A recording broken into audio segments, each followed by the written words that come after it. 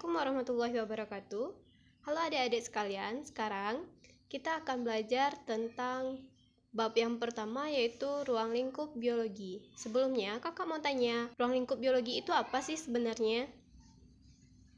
Oke, ruang lingkup biologi itu kita akan membahas apa saja cangkupannya yang berhubungan dengan proses hidup dan kehidupannya makhluk hidup yang ada di muka bumi ini. Poin pertama, kita akan membahas tentang sejarah dan definisi biologi. Biologi itu sendiri pertama sekali tercatat di tahun 1736 digunakan oleh Linnaeus dalam karyanya Bibliolae Botania. Biologi itu sendiri sebelum-sebelumnya sudah berkembang mulai dari zaman Cina dan yang lain sebagainya. Akan tetapi pada saat sekarang ini yang kita kenal itu biologi modern, yang mana dia berasal dari bahasa Yunani kuno yang dipelopori oleh Aristoteles dan Hippocrates, yaitu yang berasal dari dua kata, yang pertama bios dan logos. Apa itu bios? Bios berarti hidup, sedangkan logos berarti ilmu. Jadi, secara tidak langsung, biologi itu sendiri adalah ilmu yang mempelajari tentang keanekaragaman dan interaksi makhluk hidup yang ada di muka bumi ini. Untuk mempelajari lebih lanjutnya, kita harus memahami dan mengerti dulu ciri-ciri makhluk hidup itu sendiri apa. Secara umum, ciri-ciri makhluk hidup itu ada 7, yaitu yang pertama, makhluk hidup dia akan memerlukan nutrisi. Nutrisi di sini adalah segala sesuatu benda yang kita konsumsi untuk kebutuhan sehari-hari kita. Misalnya, pada saat lapar kita akan makan, pada saat haus kita akan melakukan minum. Jadi, setiap makhluk hidup itu akan memerlukan nutrisi untuk proses kelangsungan hidupnya. Yang ciri-ciri kedua yaitu makhluk hidup akan memerlukan bernafas. Bernafas adalah proses kelangsungan hidup. Makhluk hidup akan bernafas sesuai dengan caranya masing-masing. Bernafas di sini yaitu contohnya manusia, dia akan menghirup oksigen dan mengeluarkan karbon dioksida atau CO2. Atau sebaliknya, misalnya tumbuhan, dia akan menghirup CO2 dan mengeluarkan oksigen. Ciri-ciri yang ketiga yaitu makhluk hidup bergerak.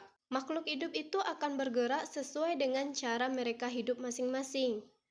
Contohnya, sapi dapat bergerak dengan cara berpindah tempat dari satu tempat ke tempat yang lainnya menggunakan dengan bantuan kakinya, sedangkan tumbuhan akan bergerak menuju arah datangnya cahaya matahari.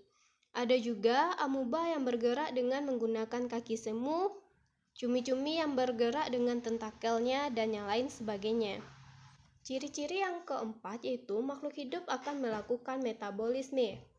Metabolisme adalah suatu proses perubahan atau penguraian yang ada di dalam tubuh setiap makhluk hidup. Misalnya, proses metabolisme karbohidrat yang berasal dari nasi yang kita konsumsi, proses metabolisme glukosa yang berasal dari makanan atau minuman yang mengandung gula akan diproses untuk membentuk glukosa. Ciri-ciri selanjutnya yaitu makhluk hidup dapat tumbuh dan berkembang. Tumbuh atau pertumbuhan berupa perubahan bentuk fisik, ukuran, dan volume dari suatu makhluk hidup. Contohnya, biji kacang hijau yang berubah menjadi kecambah, bayi yang berubah menjadi seorang balita. Sedangkan berkembang atau perkembangan itu sendiri adalah perubahan menuju kedewasaan yang tidak dapat dilihat secara langsung.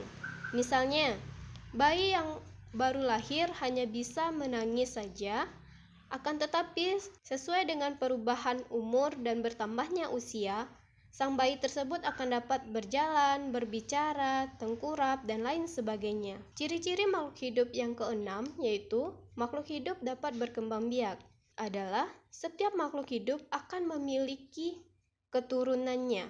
Contohnya, ayam akan bertelur dan menetaskan telurnya.